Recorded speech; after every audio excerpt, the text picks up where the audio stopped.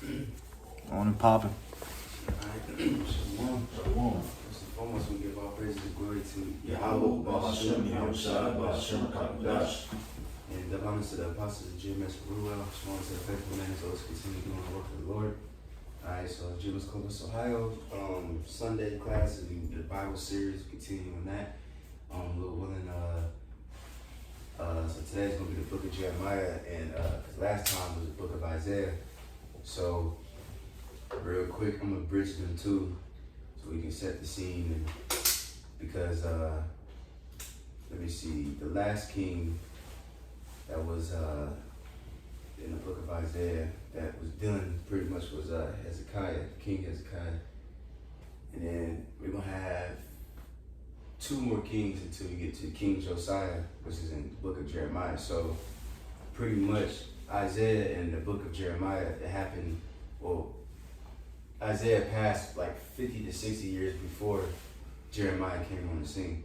You know what I'm saying? So real quick, let's get, hold up. Let's get let me see. Second Kings. Is it Second Kings? Well, matter of fact, we're gonna wait on that. Let's start with the article, then we're gonna get the Second Kings. I'll read it. This is an article from Daniel's Desk, Ancient Truth of Modern Time. You want to start at the first paragraph? Yeah. It's entitled The Weeping Prophet, a summary of Jeremiah's life. Jeremiah, well, it says Ben Hilkiah, which is, I believe, Bon, right? Mm-hmm. Yeah. Right. It says before 627 BC, after 585 BC, is one of the more famous prophets of the Old Testament. The Most High sent him to the kingdom of Judah to warn them of judgment. Jeremiah prophesied during the chaotic years leading up to the invasion of Judah by Babylon. He lived through the siege of Jerusalem and continued to prophesy even after the fall of the city. He is known as the Weeping Prophet because of his painful emotional struggles as he brought the Most High's word to a rebellious nation. Right, and real quick, because I was, make that point, because like with the prophet Jeremiah, it's a good book anyway for all of us to read, but especially like younger brothers that first came to the truth, because the prophet, he did the same thing that we all did. When he first heard the truth, he tried to teach everybody and things like that. He tried to save everybody. He tried to save your woman. He tried to save your damn family and your children. And then pretty much that's what Jeremiah was going through. He was trying to teach people and he tried to keep doing it. And he actually prayed for the people. And the Lord was like, I ain't hearing none of their cries. And then eventually, after going through many things that he went through with his own goddamn people, eventually he just like, man, well then fuck these people, man, the Lord destroy them. And that's what every phase that every brother is gonna go through when you first come to the truth. You're gonna have in your mind like, oh, hey, my woman here, you're Israelite, and then eventually the Lord's gonna come to a point where like, man, these dudes are 2/3. You can't force it, And real quick, I'll use that testimony too. I remember I kept trying to teach people in my school and shit. And I remember that exact day when I finally realized, like, you can't force the spirit pretty much. Because I kept teaching them every day and all that. And then one day I remember we was just chilling. Everybody was like to the right of me. I was just sitting down, everybody like talking. I'm just like, just thinking to myself, like, man, fuck these people, man. I literally said that, And that's what Jeremiah, he came to that revelation too. Lord willing, we might touch on that in a minute. Unless, I see, you guys went over there? We can wait. I just have to write it up. Alright, we can, let's read that next paragraph, then we're going to get some scriptures. This is paragraph 2. It reads, Early life. It says, Jeremiah was likely born during the reign of the evil king Manasseh. He was born into the priestly village of Anathoth, 3 miles north of Jerusalem. This priestly village contained members of the tribe of Levi, although it was located in territory owned by the tribe of Benjamin. Despite his priestly heritage, there's no indication that Jeremiah himself was ever a priest. Right, so real quick, let's back up a little bit, right? So, because it says Jeremiah, son or son of Hilkiah, right? So now, if you read, matter of fact, let's read that real quick, Jeremiah 1:1, just the first verse. We're going to go back to that in a minute, but just to show that Jeremiah was in the time of King Josiah. And also, can somebody get 2 Kings 22, and we start at 1. I got Jeremiah 1. We could read that Jeremiah first. Got Jeremiah 1. Yeah. And 1, it reads, the words of Jeremiah, the son of Hilkiah, of the priests that were in Anathoth, in the land of Benjamin. Right. We read verse 2 too. But real quick, he says the son of Hilkiah, of the priest. Right. So now in the Kings that we about to read in a minute, Hilkiah was the one that found the law. Now, some scholars say that they don't know if that was technically Jeremiah's father, but I mean, if you link it, it probably was his father. We don't know for a fact, but because they don't really specifically say, because they said that name was common back in the day. But most likely it probably was his father that found the law. You know what I mean? Because for a time, because what was his name? King, what was King Hezekiah's son name? His son? Yeah. I got you. I got the chart right here. His son would have been Manasseh, yeah. Yeah, Manasseh, right? And then his son reigned after them. They was wicked as hell. Yeah, Ammon. Right, Ammon, yeah. You see? And then pretty much the law, they didn't, by the time of King Josiah, they didn't have the law, so they eventually they found it. And then that's when he brought the reforms in Judah pretty much. And that's when pretty much the prophet Jeremiah started coming in the scene. You know what I'm saying? But you can read one more verse, and then we can get that 2 Kings. Ain't that in 22, right? Yeah. Okay, yeah. Mm-hmm. This is Jeremiah 1:2. It says, to whom the word of Yahweh came in the days of Josiah, the son of Ammon, king of Judah, in the 13th year of his reign. Right, so just to show right there that that's the time period when Jeremiah came in. So now, let's go 2 Kings. Matter of fact, you can actually start in chapter 21, just to set the scene of what's his name? I was just going to read in the NLT, the first verse. But real quick, you got it. Let's get 2 Kings 21. And let's start at you can start at 16. 2 Kings chapter 2, 2 Kings 21:16. Moreover, Manasseh shed innocent blood very much, till he had filled Jerusalem from one end to another, beside his sin, wherewith he made Judah to sin, in doing that which was evil in the sight of the Lord Yahweh. Because remember, before King Hezekiah, he was a righteous king. You know what I'm saying? But his son was utterly wicked. But you got it. This is now the rest of the acts of Manasseh, and all that he did, and his sin that he sinned, and they not written in the book of the Chronicles of the kings of Judah. Mm-hmm. And Manasseh slept with his fathers, and was buried in the garden of his own house, in the garden of Uzzah. And Ammon, his son, reigned in his stead. Mm-hmm. Ammon was 22 years old when he began to reign, and he reigned 2 years in Jerusalem, and his mother's name was Meshullemeth, the daughter of Haruz of Jatbah. Mm-hmm. And he did that which was evil in the sight of the Lord, as his father Manasseh did, and he walked in all the way that his father walked in, and served the idols that his fathers served, and worshipped them. Mm-hmm. And he forsook the Lord Yahweh, the power of his fathers, and walked not in the way of the Lord. And the servants of Ammon conspired against him, and slew the king in his own house.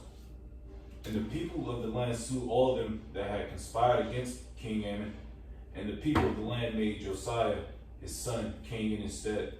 Mm-hmm. Now the rest of the acts of Ammon, which he did, are they not written in the book of the Chronicles of the kings of Judah?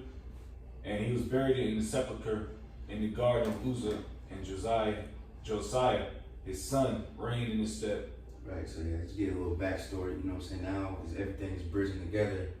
So now we got the king Josiah, the righteous king, he coming in, and now you can read that. Chapter 22. You can, Jake wanna read the NLC? Yeah, just because it kind of confirms that was his son, Hilkiah. Okay, This is Jeremiah 1:1. It says, these are the words of Jeremiah, son of Hilkiah, one of the priests from the town of Anathoth in the land of Benjamin. Oh, you say you read Jeremiah? Yeah. Oh, okay, come. Yeah, come, beautiful. That's beautiful. That's raw as shit, man. Hey, that's raw, cause I never knew that. You know what I'm saying? That's beautiful though. But you got more? No, that's it. I just wanted to read that. Alright, so now we can go to the 2 Kings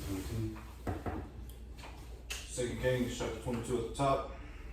Josiah was 8 years old when he began to reign. Damn.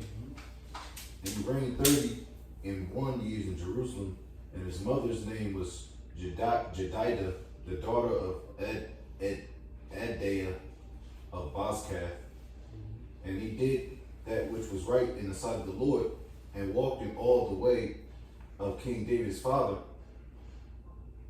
and turned not aside to the right hand or to the left. And it came to pass in the 18th year of King Josiah that the king sent Shaphan, the son of Azaliah, the son of Meshullam, the scribe, to the house of the Lord, saying, Go to Hilkiah, the high priest, that he may sum the silver which is brought into the house of the Lord, which the keepers of the door have gathered of the people, and let them deliver it into the hand of the doers of the work, that have the oversight of the house of the Lord, and let them give it to the doers of the work which is in the house of the Lord, to repair the breaches of the house. Right. You can skip to 8. You can skip around a little bit just to get to the main points. Yep. Verse 8. And Hilkiah the high priest said unto Shaphan the scribe, I have found the book of the law in the house of the Lord. And Hilkiah gave the book to Shaphan, and he read it. And right, which is it's gonna say it in the article too, which they most likely found in Deuteronomy, because that's when what it's gonna say. But you got it. And Shaphan the scribe came to the king, and brought the king word again, and said, Thy servants have gathered the money that was found in the house, and have delivered it into the hand of them that do the work, that have the oversight of the house of the Lord. Right. And it just I'm just thinking too, remind me like of, in a way, like how these presidents are today, like how, you have a Republican, he got one view, and then a Democrat comes in next, and he like changes it completely. It's kind of like, in a way, because you like King Hezekiah, and then his son's son was, King Hezekiah, he was righteous, and his son was wicked, and his other son was wicked, and then so they just changed everything. Jake was going the hell off, and then this king Josiah came back in and brought back in righteousness. You know what I'm saying? So it's a lot of back and forth from the scriptures. You know what I mean?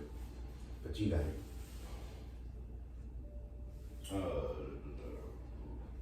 Verse 9. And Shaphan the scribe came to the king, and brought the king word again, and said, Thy servants have gathered the money that was found in the house, and have delivered it into the hand of them that do the work, that have the oversight of the house of the Lord. And Shaphan the scribe showed the king, saying, Hilkiah the priest hath delivered me a book. And Shaphan read it before the king. And it came to pass, when the king had heard the words of the book of the law, that he rent his clothes. And the king commanded Hilkiah the priest, and Ahikam the son of Shaphan, and Akbor the son of Mishiah, and Shaphan the scribe, and Azahiah, a servant of the king, saying, Go ye inquire of the Lord for me, and for the people, and for all Judah concerning the words of this book that is found, for great is the wrath of the Lord that is kindled against us. Because our fathers have not hearkened unto the words of this book, to do according unto all that which is written concerning us. Right, and we can stop there. Pretty much just to summarize the rest of the story, they went to a prophetess, you know what I'm saying, which we did have prophetess in the ancient world, but they wasn't on the highways and byways, you know what I mean? It wasn't nothing like that. You know what I mean? But they went to her and inquired of the Lord, and she pretty much gave a breakdown like, you know, the judgment is coming pretty much. You know what I'm saying? But so just to give a little backstory, you know, a little history on Jeremiah's father. So now we can go back to the article and continue. Coming back to the article, I believe we are in paragraph 2 under early life. It says, in the year 627 BC, Jeremiah received a dramatic call from Yahweh, the God of Israel, to begin prophesying to the nation. While we do not know Jeremiah's age at this time, he described himself as a youth, likely in his late teenage years. Jeremiah's call to the ministry involved the word of Yahweh coming to him. He received a promise that the Most High would be with him despite all challenges that he would face. His commission, which was internationally in scope, was described in his way. Right. And it's going to quote the scripture. We might as well just get it real quick, because I want to get Jeremiah 1 anyway. So we can just go off back wherever you left off at. Okay, come. Jeremiah 1 and verses 3. It reads, it came also in the days of Jehoiakim, the son of Josiah, king of Judah, unto the end of the 11th year of Zedekiah, the son of Josiah, king of Judah, unto the carrying away of Jerusalem captive in the 5th month. Right, and real quick, so Jehoiakim, that was the king set up by Egypt, which we're going to touch on that in a minute. We're going to go into more detail.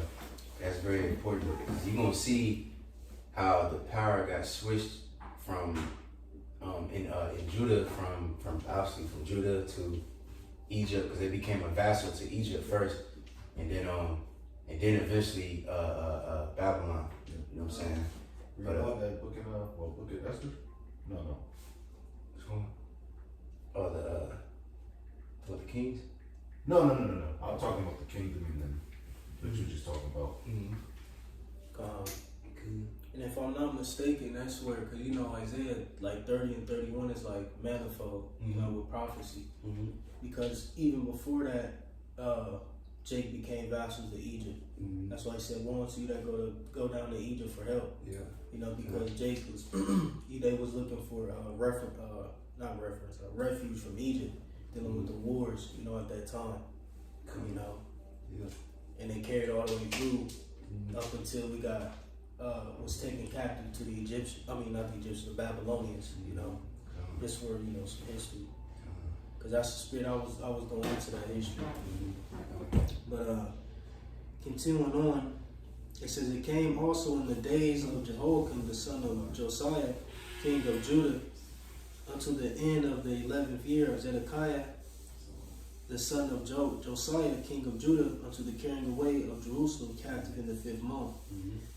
Then the word of Yahweh came unto me, saying, before I formed thee in the belly, I knew thee, and before thou camest forth out of the womb, I sanctified thee, and I ordained thee a prophet unto the nations. Right. So of course, you know, this is the classic. You know what I'm saying? You know, that's what all of us, you know, through the Spirit. Probably if you are a man of the Lord, you was born of the Holy Spirit, just like it said of not just of Yahushua, but also of John the Baptist. You know, the wisdom. What it says is with the wise. We must get a few on that real quick. Wisdom is with the wise in the womb or something like that. No, it's in Sirach. You know, whatever else precept you can think of. Because it's all predestined, you know, before we was even born, you know, before we was even thought. Like that's what older heads say. Like, you know, I was doing this before you was even thought of. You know, well, hey, the Lord ordained us to be prophets before even our parents was even thought of. You know. Whoever got it. I got you. This is Sirach 1 and 14. It says, the fear of Yahweh is the beginning of wisdom, and it was created with the faithful in the womb. Right, beautiful. It's created with the faithful in the womb. You know, it was edged in our existence. Even when we came out, you know, we wasn't. As soon as we came out, we wasn't in the truth. We still believed in bullshit Christianity or whatever doctrine that we was in. But still, the Lord preserved us. You know, we did our wickedness and we worshiped different idols, things like that. But the Lord preserved us, and He called us out of the flock of Israel. and ordained us to be separate, to be holy, to prophesy against this place. Mm-hmm. You know. I got a quick one. Mm-hmm. Proverbs chapter 2 verse 6. For the Lord Yahweh giveth wisdom, out of his mouth cometh knowledge and understanding. Hey, because again, well, that's beautiful because you got false prophets too. Mm-hmm. You know what I'm saying? And they wasn't ordained. As a matter of fact, can we look at that word ordained?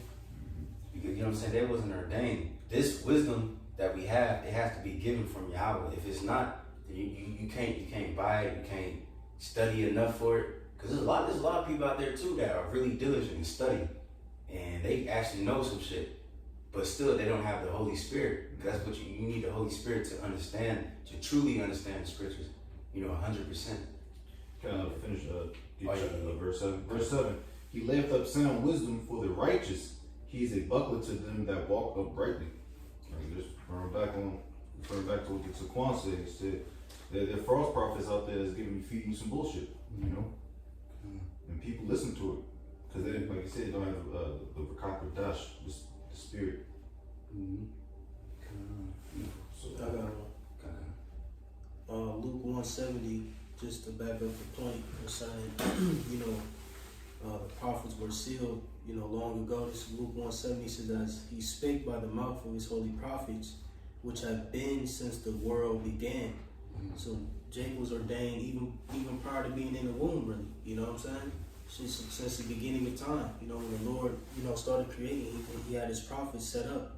Those choice spirits ordained to, be prophets on the planet Earth. that's crazy to think about. Mm-hmm. That's why it's such a fearful thing when you in this thing. You know what I mean? Because you don't know if you're gonna make it or not. You know what I mean? But that's the principle is having that fear of Yahweh Shem Shai to keep this thing going, man. Good. Did we look at a word? Ordained? Yeah. Yeah, I got you. This is ordained in the online etymology says to appoint or admit to the ministry of the church, to decree and act. It says place in order, arrange, prepare, consecrate, designate. Right. He said decree, right? God. That's like a king. Kings in the ancient world, they would make a decree. You know what I mean? And it would be like pretty much like an order. Like this is what's going to happen. And that's what the Lord do. He does that for everybody, not just the prophets. Like, okay, this person, he gonna be a 2/3. This person, he gonna be a heathen. He gonna be a king. He can be, everybody's lot or position is already determined in the heavens. You know what I'm saying? And we just come on the earth and just play everything out. But you can go back to the Jeremiah 1.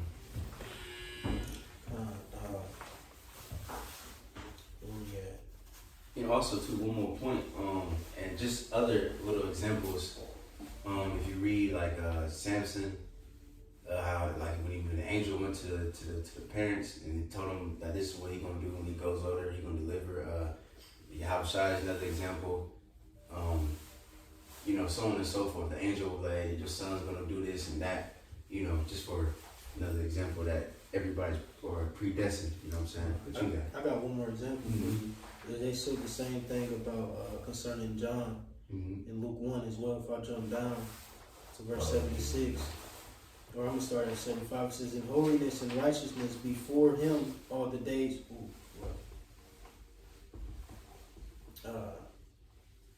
What is speak?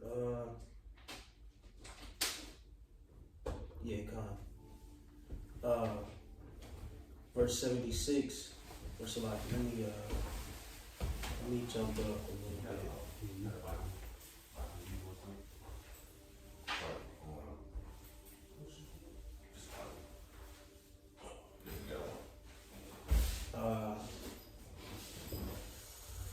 Let me start at 73. It says, the oath which he sware to our father Abraham, that he will grant unto us, that we being delivered out of the hand of our enemies, might serve him without fear, in holiness and righteousness before him all the days of our life. And thou, child, shalt be called the prophet of the highest. For thou shalt go before the face of Yahweh to prepare his way, which was speaking of Yahweh Shai. So like John the Baptist, again, just showing you how, he was decreed, or a decree was placed upon his spirit to pave out the way for Yahweh Shai. He was ordained a prophet, from the beginning, Come on. And real quick, so like that made me think of something too. Cause that movie I sent you, I don't know if you watched it yet, but I gotta get to this a lot. it's called The Law of the Sun. Now this going on because it goes into like Buddhist shit, but we got the spirit, so we know how to chew the meat and spit out the bones. But it's raw as shit and it's on YouTube too for free. So it's called The Laws of the Sun, and it goes into. It reminded me of Genesis. Really, it's like really kind of the same thing, but it was one part. Like the whole movie was spiritual, but it was one part where the dude or God or whatever, he was like, because people were sinning and killing each other, doing all that shit. And he was like, I gotta create souls to be like guiding people, to give people the breakdown, preach to them pretty much. And he created these souls, and then he threw them and took them to the earth, and then gave them a commandment like you're gonna teach the people, so on and so forth. And that's who knows exactly how the Lord did it. He probably had a whole council with us like. I'm gonna have y'all go to earth and do, who knows, but we're gonna get all that breakdown in the kingdom. But it's beautiful, man. The Lord is beautiful. But we can go back to that Jeremiah. Jeremiah 1 in verses 6. It says, Then said I, Yahweh God, behold, I cannot speak, for I am a child. But Yahweh said unto me, Say not, I am a child, for thou shalt go to all that I shall send thee.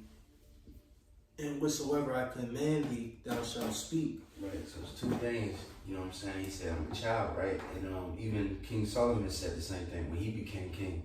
If you read that Wisdom of Solomon, I believe 9 or 8, 7, one of those three, you know what I'm saying?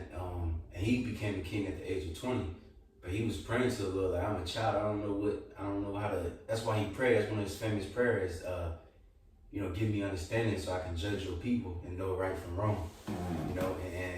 And Jeremiah was in the same position. He was like, I'm a child, I don't know. But the Lord, he works in mysterious ways, as he said. He could have chose an older man that more knowledgeable, but he wanted Jeremiah to go do it. You know what I'm saying?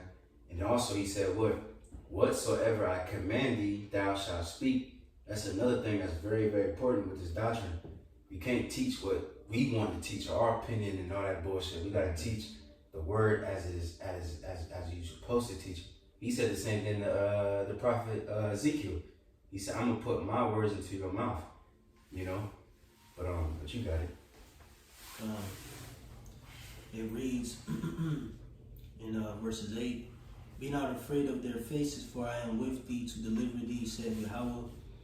It says, Then Yahweh put forth his hand and touched my mouth. And Yahweh said unto me, Behold, I have put my words in thy mouth. See, I have this day set thee over the nations and over the kingdoms, to root out and to pull down and to destroy and to throw down, to build and to plant. Right, see, so that's the power of a prophet, It says, I set you over the nations, over the kingdoms, to root out and to pull down. That's what we're doing right now. Even to this day, we prophesying the downfall of all these different nations, which if you read Jeremiah, Isaiah, things like that, they cussing out Moab, they cussing out Elam, it's cussing out Babylon, it's cussing out everybody. That's what we doing. We saying America's gonna fall, but we also saying Russia, Iran, all them motherfuckers gonna fall. We just telling them their downfall. We pretty much chanting them down, and it says to build and to plant. And what are we building? We building spiritually the kingdom of heaven. We're not literally building houses so we can, we planting it by just speaking the words of the Lord, and we speaking it into existence. Well, that's what the Muncher Cats want to do. They want to build communities and shit. Yep, that's why they gonna die, man, cause that's not the will of the Lord. You know what I'm saying? But okay, that was it. You can keep going. We just finish off the chapter. It's like I was thinking of precept on Ezekiel, but that's cool. Jeremiah 1 in verses 11 it reads, Moreover, the word of Yahweh came unto me, saying, Jeremiah, what seest thou? And I said, I see a rod of an almond tree. Then said Yahweh unto me, Thou hast well seen, for I will hasten my word to perform it. Now, real quick, what does that almond tree represents? All right, if you look up real quick, let me pull it up. If you go into almond trees, they are like one of the first trees to bloom during the spring. I'm gonna read it real quick, just a simple Google search. It says almond trees are among the first trees to bloom in early spring, or it's like the first deciduous trees, if I'm pronouncing that word right, to bloom in early spring, often found between late January and mid-February before the leaves appear. Let me see if I need anything else. Let me go down here. It says symbolism, often called the wakeful tree from the Hebrew, shaped because it is first to stir from winter. So pretty much, the Lord was going to make a quick work. You know, He's going to make His word be performed quickly. You know what I'm saying? That's what pretty much it was representing. You know what I'm saying? But I'm gonna just one more point, because just like in how we went to the book of Isaiah, with Isaiah's son, remember his name means pretty much to make a quick work or something, whatever. You know, so this is another example of that. You know, the Lord's just making it perform it quickly. But you guys, sorry. Oh, that's why the days are going faster. The weeks, man. It seemed like it was damn Monday yesterday. Yeah. But I mean, Esau's the devil because he's trying to do that daylight savings times and all that bullshit, which happens once every year. But around this time too. But that's how this place is going down, very quick. All right, they said this place is gonna go down in 1 hour, man. That's fast, you know. It took since 1776. Well, prior to that, for this kingdom to be built up, but it's gonna crumble in an hour, bro. That's funny. I was going to say, matter of fact, can you get that real quick? It's Zephaniah 1. I forgot what verse, but it says, the Lord shall make a speedy riddance. You know, just like the old saying, good riddance. You know, finally, this place deserved to be destroyed. Okay. I think it's like right after 14, I know it. Okay. I got you. Oh yeah, I got it. It's the last verse. This is Zephaniah chapter 1 verse 18. Neither their silver nor their gold shall be able to deliver them in the day of the Lord's wrath, but the whole land shall be devoured by the fire of his jealousy. For he shall make even a speedy riddance of all them that dwell in the land. Right. You divide by that fire, the thermonuclear missiles, and also that chariot fire. All right, and it's going to make a speedy riddance. You know, we look at that word riddance in online etymology. It says the cleaning out, removal, clearance, demeaning a deliverance from something superfluous or unwanted. And this place is unwanted. Let me see. That's happening every day. People are getting fed up with this fucking place. It ain't no longer that tender and delicate place everybody wants to visit. No, niggas trying to get up out of here, man. Pursuant to Isaiah, the 13th chapter. You know, these heathens, they're going back to their lands, man. And one more, it says I'm gonna go into the root of the word, which is rid, which says clear, set free, save, to be freed from. You know, that's exactly what we need. We need deliverance, all right. But cause yeah, that's a video. I gotta do a video on that. Cause once the Lord rid this place, you know, rid the world of evil, then we can be saved. But if the Lord don't destroy this place, we ain't gonna be saved. There's no, you can't skip that. You know what I'm saying? We're gonna continue to be wicked and going into sin. You know. But we can go back to Jeremiah. We got some more. Jeremiah 1 and where we at? Verses.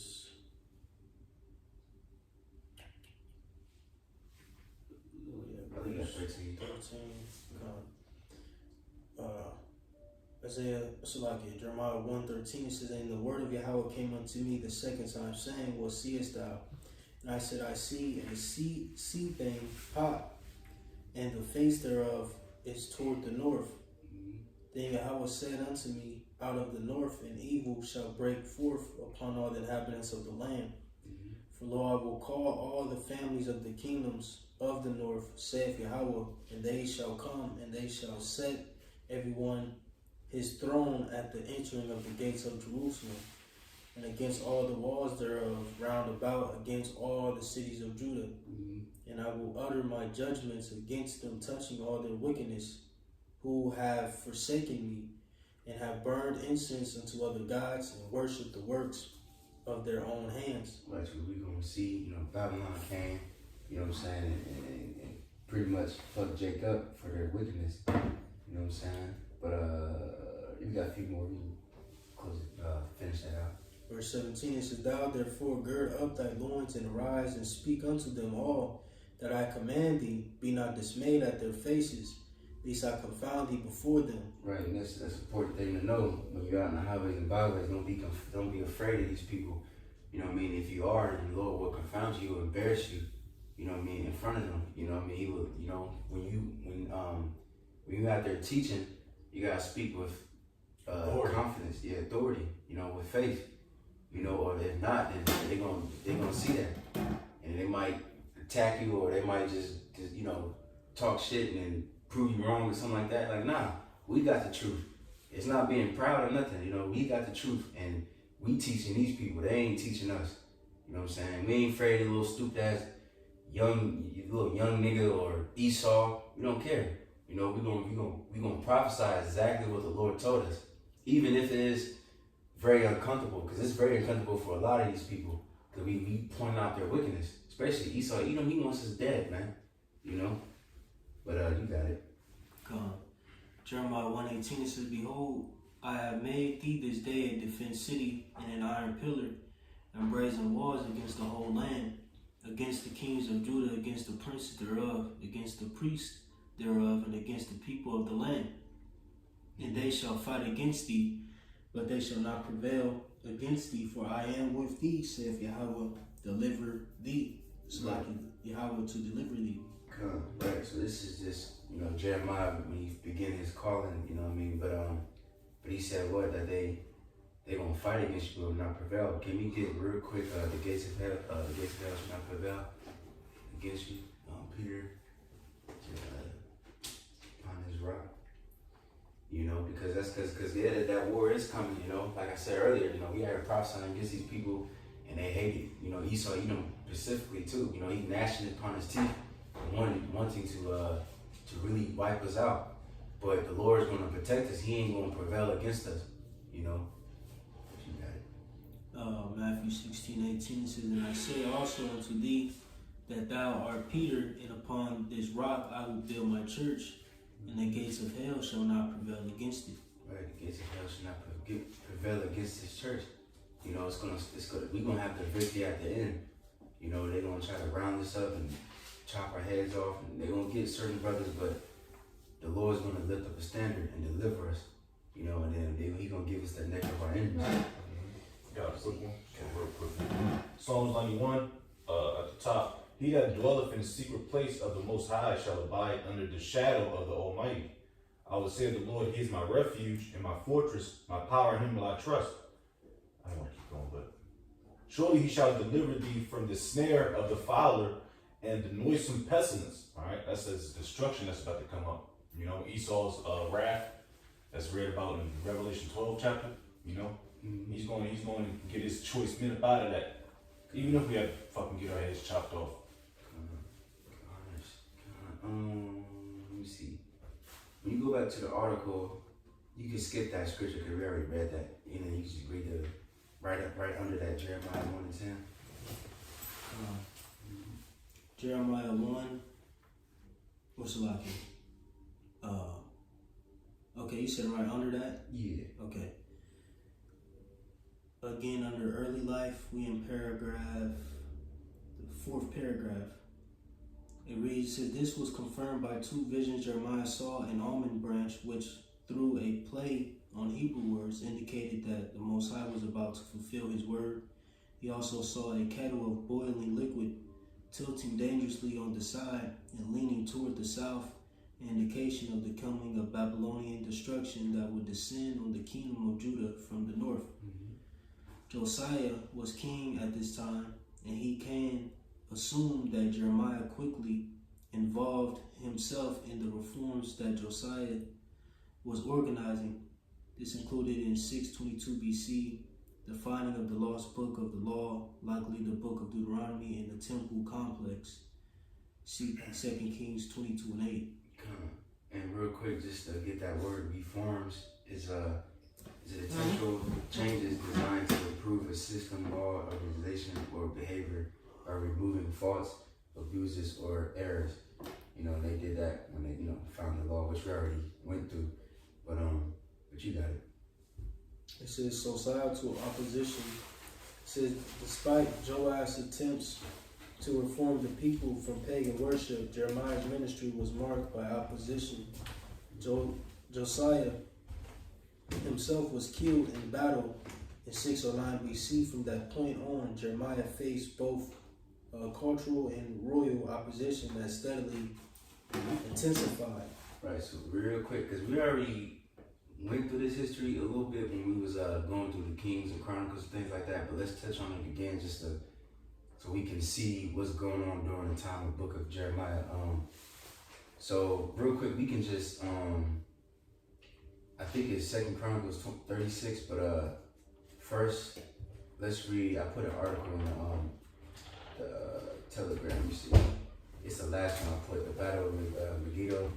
If somebody can read that from the top. The Battle of Megiddo is recorded as having taken place in 609 BC when Pharaoh Necho II of Egypt led his army to Carchemish, northern Syria, to join with his allies, the fading Neo-Assyrian Empire against the surging Neo-Babylonian Empire. This required passing through territory controlled by the kingdom of Judah. The Judean king Josiah refused to let the Egyptians pass. The Judean forces battled the Egyptians at Megiddo, resulting in Josiah's death and his kingdom becoming a vassal state of Egypt. The battle is recorded in Hebrew Bible, the Greek First Esdras, and the writings of Jewish historians Josephus.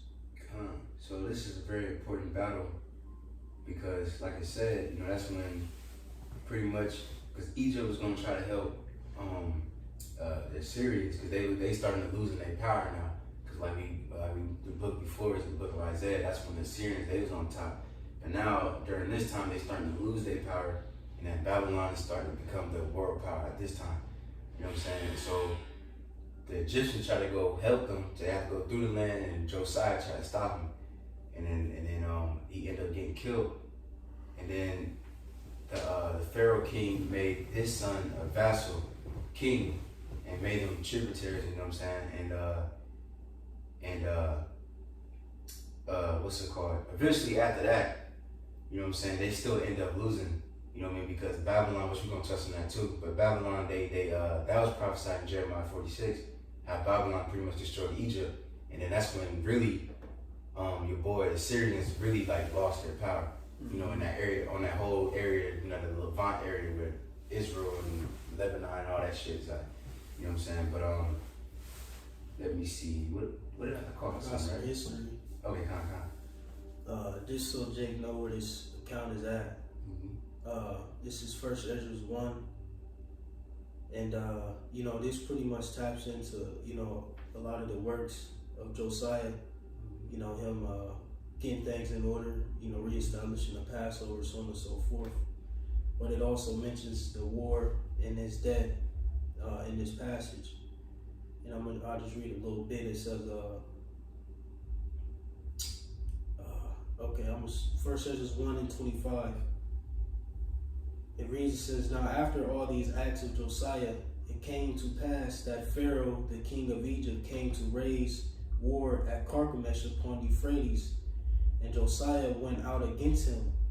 But the king of Egypt sent to him, saying, What have I to do with thee, O king of Judah? It says, I am not sent out from Yahweh God against thee, for my war is upon Euphrates. And now the Lord is with me, the Lord is with me. Hasten me forward, depart from me, and be not against the Lord.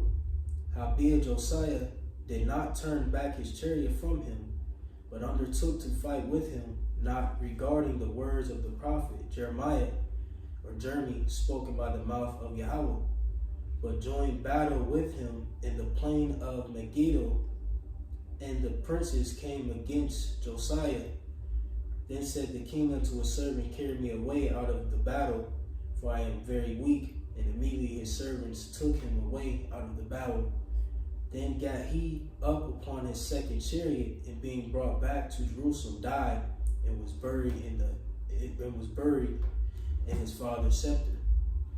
So just because it referenced First Esdras, so for whoever may be watching or new believers, where this account is at, but that's pretty much the point.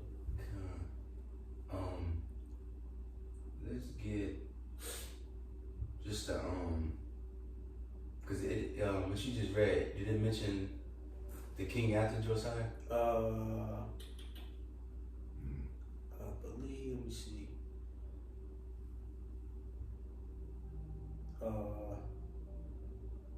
Yeah, I think so. I can read a little more. Yeah, because I was gonna read Chronicles, but if it's in there, we can just read it off there. Yeah. Okay, I'll read through the 34. If it's what you like, verse 32, it says, and in all Jewry they mourned for Josiah. Jeremy the prophet lamented for Josiah. And the chief men and the women made lamentation for him unto this day. And this was given out for an ordinance to be done continually all the nation. It said, so like he done continually in all the nation of Israel. Right, real quick, in Jeremiah, because it's recorded in the book of Jeremiah too, and it said they made songs, about him, like it just said to this day, like they've been doing it for a long time. That he was very loved. But you got it. It says, these things are written in the book of the stories of the kings of Judah, and every one of the acts of Josiah that Josiah did, and his glory and his understanding in the law of the Lord, and the things that he had done before, and the things now recited are reported in the book of the kings of Israel and Judah. And the people took Jehoiakim, the son of Josiah, and made him king instead of Josiah his father, when he was 23 years old. What was that? I could keep going. Yeah, because they mentioned Egypt, because when they took him down, because I know that king got replaced. Right, and that's I believe Joaz, right? It's gonna keep going. Yeah, It says, how you pronounce it? Jehoaz. Jehoaz. Damn. Jehoaz. Oh, they kind of like that. I believe it, Jehoaz, or Shalom. I think that was like one of his other names. But you continue to read in verses 35. It reads, it says, and he reigned in Judea and in Jerusalem 3 months, and then the king of Egypt disposed him from reigning in Jerusalem. Right, just like similar how like you see today, like how America's doing, like Venezuela. I don't like that king. No, you ain't listening to anything I'm doing. I'm gonna dispose of you. Now I'm gonna set up another king. That's in my interest. He's in my back pocket. So what I'm saying, that's pretty much what he did, and pretty much that's how Judah became a vassal state at that time. I believe it was multiple times, but at that time with that king. But you got it. It says, and he set a tax upon the land of 100 talents of silver and 1 talent of gold. The king of Egypt also made King Jehoiakim his brother king of Judea and Jerusalem, and bound Jehoiakim and the nobles of Zarachis his brother, his brother he apprehended and brought him out of Egypt. 5 and 20 years old was Jehoiakim when he was made king in the land of Judea and Jerusalem, and he did evil before Yahweh. You got more? It goes into all that. Pretty much this whole chapter. Matter of fact, let's no, that's on you. yeah, let's come back to that because I believe it's gonna go back to it's gonna go into Babylon and all that. Yeah. You know what I'm saying? We go back to that. Let me see. So now we can go back to the article and continue there. Under societal opposition, paragraph 2. It reads, although the details are hazy, there was a plot to kill Jeremiah that was launched from the hometown of Anathoth, likely by the priests who preferred pagan rituals to the pure worship of the Most High. See Jeremiah 11 and 21. Let me see. I can do that real quick just to get Jeremiah 11:21 says, therefore, thus saith Yahweh, the man of Anathoth, that seek thy life, saying, prophesy not in the name of Yahweh, that thou die not by our hand. You know what I'm saying? Just see people getting mad at Jeremiah, and eventually they're going to throw him in a dungeon. But we can get that in a minute, but you go, keep going. It reads, so I can look back. Paragraph 3 says Jeremiah's ministry likely produced much of his friction because of his direct challenge to the people against their pagan practices in his most famous sermon, the Temple Sermon, which was preached in front of the gate of the temple in Jerusalem. Jeremiah called out the people for hypocritical actions, idolatry, and false religion. He then promised judgment if they did not repent, saying the dead bodies of this people will be food for the birds of the air and the beasts of the earth. Jeremiah 7:33. Want to read that? Or? It's good. We can keep going. Paragraph 4 says, throughout his ministry, Jeremiah was aided by Baruch, a scribe who took care to record the prophecies of Jeremiah after the painstaking labor of creating a scroll with the prophecies. The king Jehoiakim requested to hear the scroll read to him. Jeremiah 36:23. And Jay can read that on our own time because it's going to summarize it a little bit. So it's something good that you got. Since the king's response was unsupportive, he cut the scroll up with a knife and cast it into the fire, indicating his complete rejection of everything that Jeremiah was preaching. The final king of Judah, Zedekiah, was only slightly more supportive as the political situation deteriorated. He called Jeremiah and would request prophetic insight and what to do despite being promised mercy. Zedekiah never did what he was told. Instead, Zedekiah bowed to popular pressure, eventually leading to Jeremiah's arrest and imprisonment in Jerusalem. Right, the niggas was getting mad, and they was just like, man, cast his men away, like throw him. Matter of fact, hold on, let me see. I think it's gonna mention it. Yeah, it's gonna mention it. You keep going. But you see though, well, throughout the whole Bible, but especially in Jeremiah, there was a lot of people that asked Jeremiah for counsel, and they just didn't give a fuck. They just did the complete opposite.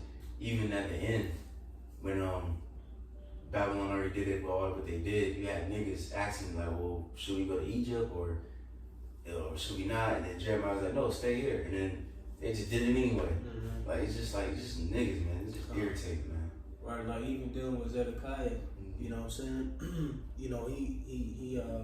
He rebelled against Nebuchadnezzar. You know what I'm saying? That's which aided in his downfall. He was supposed to, give in, so to speak. That was inevitable, But because of pressure and all that, But you want to continue this article? Yeah. Under the siege of Jerusalem, paragraph 1 says the most dangerous time of Jeremiah came after Jerusalem was besieged by Nebuchadnezzar, king of Babylon. Recognizing that the Most High was no longer willing to remove the Babylonian threat, Jeremiah preached to the people to submit to the Babylonians in this way. They would be spared rather than destroyed. This preaching led him to be accused of treason and weakening the fighting spirit. Right, so you pretty much try to call him like a call out. Not call out, what's this shit called? Sitch. Yeah, gun and a sellout, that's what I meant to say. Like, you know, that's how they look at us too. Like, we say that too, like, hey, agree with your adversary quickly. You know, they look at you like, you a bitch, you soft, you scared. Like, nah, it's just the wise thing to do. Right, If not, you gonna get fucked up. Y'all ain't doing nothing. Yeah. You ain't doing nothing for the community. You shut your ass up. Right. Nobody want that weak ass ham sandwich, Wonder Bread, and the Gatorade. Nigga, stop, man. Y'all ain't building no communities. Y'all ain't, you know what I'm saying? All that type of shit. Like. But continuing on, I believe we midway in the paragraph. It says, or I'm gonna just from the second sentence. It says, recognizing that the Most High was no longer willing to remove the Babylonian threat, Jeremiah preached to the people to submit to the Babylonians in this way. They would be spared rather than destroyed. His preaching led to him being accused of treason and weakening the fighting spirit. Jeremiah was lowered into a muddy pit for his crime, where he sank deeply into the mud. All of this was done with the permission of King Zedekiah. Now, we ain't gonna get the whole story because a lot of reading. I don't want to do it for the sake of time, but let's just read just a little bit of it. Of that account, Jeremiah 38, and we can start. Let me see. We can start at around. We probably gonna end like around 9 or 10 or something like that. This is Jeremiah 38 at the top. It says, then Shephatiah, the son of Mattan, and Gedaliah, the son of Pashur, and Jekyll, the son of Shelemiah, and Pashur, the son of Melchiah, heard the words that Jeremiah had spoken unto all the people, saying, thus saith Yahweh, he that remained in this city shall die by the sword, by the famine, and by the pestilence.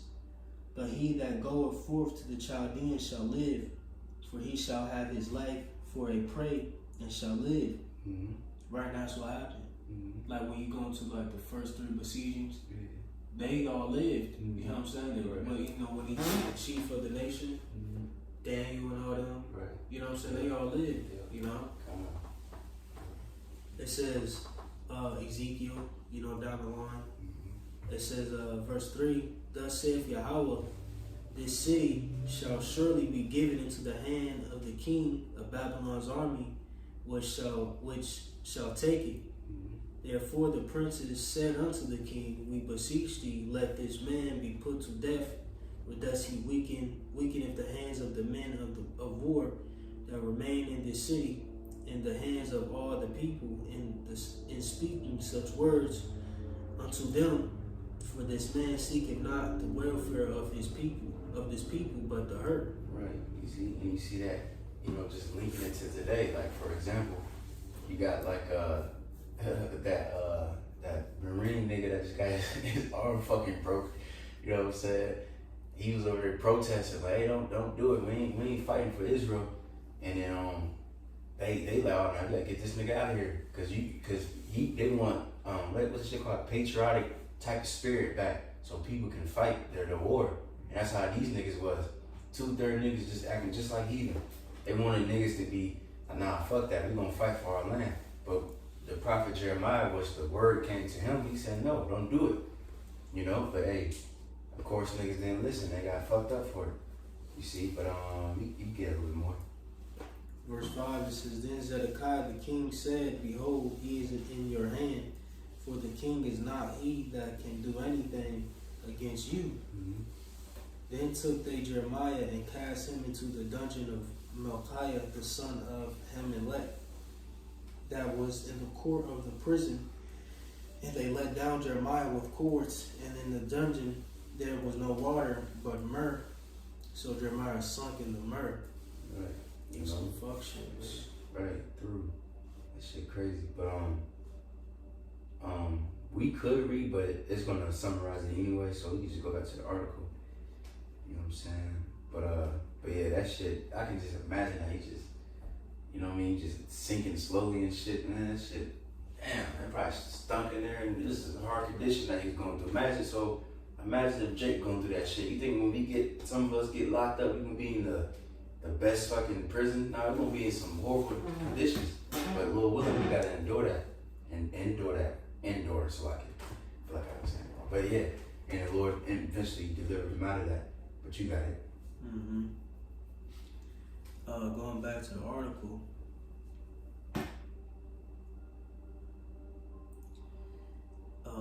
We had paragraph 2. It says Jeremiah was saved by one of the intervention of Ebed-Melech, an Ethiopian court official who pled with King Zedekiah to rescue Jeremiah, receiving royal permission. Ebed-Melech were raced to the pit with 30 men. He lowered ropes and rags down. The prophet stuffed the rags under his arms and was lifted out of the mud by means of the ropes. Mm-hmm. This prevented Jeremiah's immediate death, but he remained a prisoner. Finally, on July 19th, 586 BC, Jerusalem fell to the Babylonians. Let me see. Yeah, that was when they completely destroyed, destroyed the temple, Yeah. Real quick.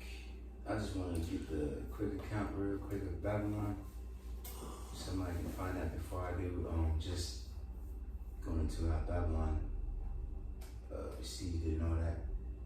I think it's one of the kings, or let me see. I think it's more in First Ezra's too. Cool. Ooh, I think one's in Second Chronicles 36. Yeah. At the end. That's a good one. Yeah. So yeah, whichever one get. I mean, I could. You want to keep team on First Ezra's? Yeah, you might as well. It goes into First Ezra's 1. It goes, pretty much through the process. Verses 40, it says, wherefore against him Nebuchadnezzar the king of Babylon came up and bound him with a chain and chain of brass and carried him into Babylon. Nebuchadnezzar also took of the holy vessels of Yahweh and carried them away and set them in his own temple at Babylon.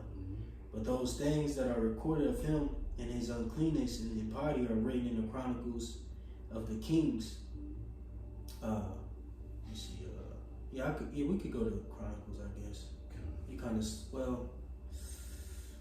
if I jump down, I mean, it pretty much goes through the whole process.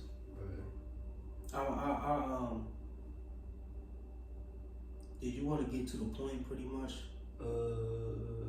Yeah. Would Chronicle be better? Probably. Yes. You can go down a little bit, like 17 or. Yeah, you can start like 17. This said Chronicles 36 and 17.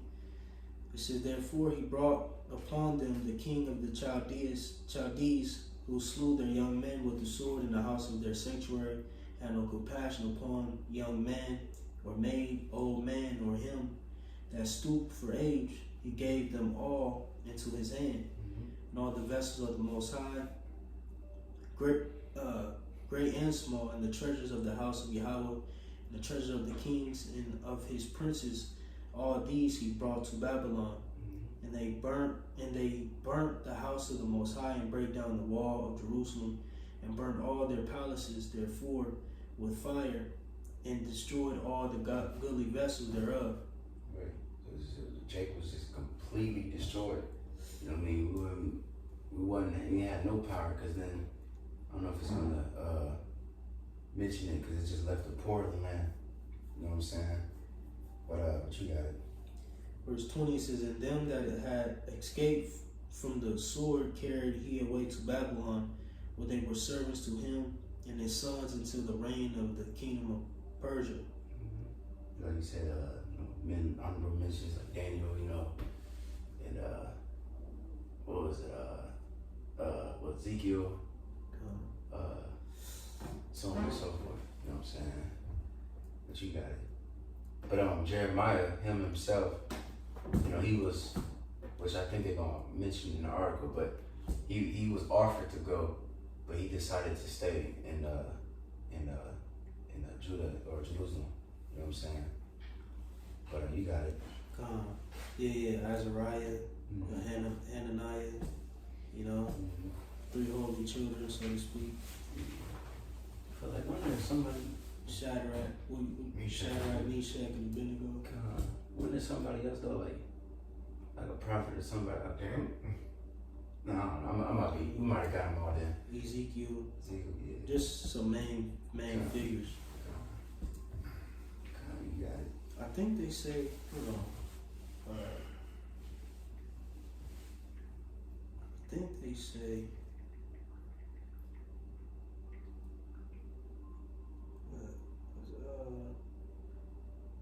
Okay, I could be tripping. It kind of sounds good. You got it. I think was he done with that? Yeah, come. Okay, come. We go back to the article. Okay. It reads, paragraph. We're at ministry. Yep. Ministry after the siege. Paragraph 1. It says Jeremiah was known to Nebuchadnezzar, who thought highly of him because he had counseled the people to surrender. When the city fell, Nebuchadnezzar instructed his officers to rescue Jeremiah from prison and give him liberty to live in the land. While all the leading citizens of Judah were deported back to the Babylonian heartland, the poorest people in the land were allowed to remain. Jeremiah was given his liberty to continue living with them, which he did, yet as political instability continued to rock the region, including the assassination of the Babylonian governor, the populace began to consider migrating to Egypt in order to avoid being under the rule of Nebuchadnezzar. They eventually formed a delegation, and the group asked Jeremiah whether they should go to Egypt. Jeremiah consulted with the Most High, asking for direction for the people. The Most High answer was clear: they should remain in the region and should not travel to Egypt. On receiving this answer, the people promptly accused Jeremiah of prophesying for his own benefit and prepared to leave for Egypt, taking Jeremiah probably by force along with them. What's that in like Jeremiah 25 or 29? I'm just thinking of the account. Not for sure. So, It might be. I think it's 25. Maybe. I'm just thinking aloud. I'll continue on. Let me continue. Yeah.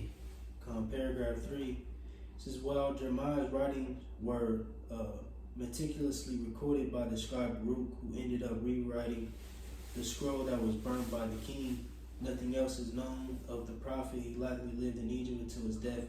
His prophecies recorded dire predictions of the fate of the nations of his day, but also promises of hope. Jeremiah saw the worst in man, and he knew that what humans need is not external rules and regulations, but a hard change to be obedient to the Most High. He prophesied of a day when the Most High would make a new covenant with his people, writing his law on their hearts. Which that's going into the new covenant, you know what I mean? And Yahushua, you know, as they call it, the last supper or the Passover that he was tending before he passed. He said this is the blood of the New Testament. All right, you look at the word testament and covenant is literally like pretty much the same meaning.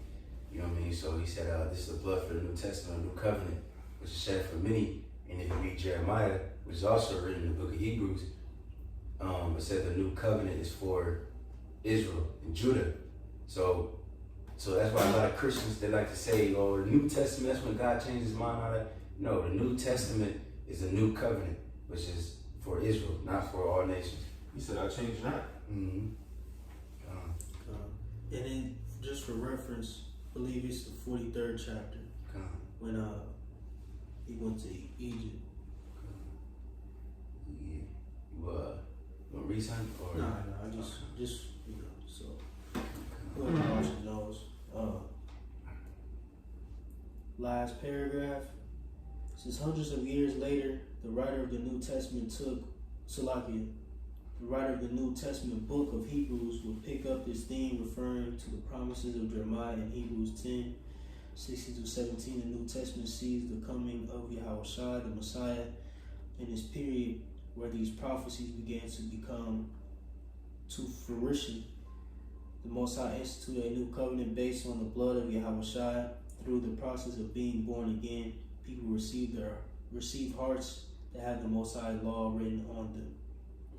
Right. So, Lord willing, that was the end of it. Of the article. So, let me see. Let me just make sure one more thing real quick. Make sure I got everything. Yep. Alright, Con. I kind of skipped a part which we already discussed on when we was going through the Kings and Chronicles, things like that. So we don't gotta go through it. But Jake are interested because that Jeremiah 46 was he was prophesying against Egypt, because we was talking about the transfer of powers and stuff like that. So when Egypt pretty much made Judah a vassal state, then after they tried to go help the Assyrians, they lost. Babylon destroyed them, and then that's when the Assyrians lost their power all in that area. That's when Babylon, that's when they eventually came over and all that good stuff. But if you want more details on that, it's an article called Nebuchadnezzar Fails to Conquer Egypt. So Jeremiah's prophecy was updated, which they was kind of going off on that. But it says the Torah.com, because the prophecy wasn't updated. Everything was true. But anyways, if you go into that article, it goes into the Jeremiah 46, and it also goes into the Babylonians account too, on how they, destroyed Egypt and all that good stuff. So, but that's pretty much the point. Anybody got anything? Good, icon. So, Lord willing, hopefully that was edifying. Next week is Book of Lamentation. That's quick and easy. So we're gonna go to the Book of Ezekiel as well. So, so Lord willing, hopefully that was edifying. We give our praise and glory to Yahweh, Ba'ashem, Yahushai, Ba'ashem, Hakadosh.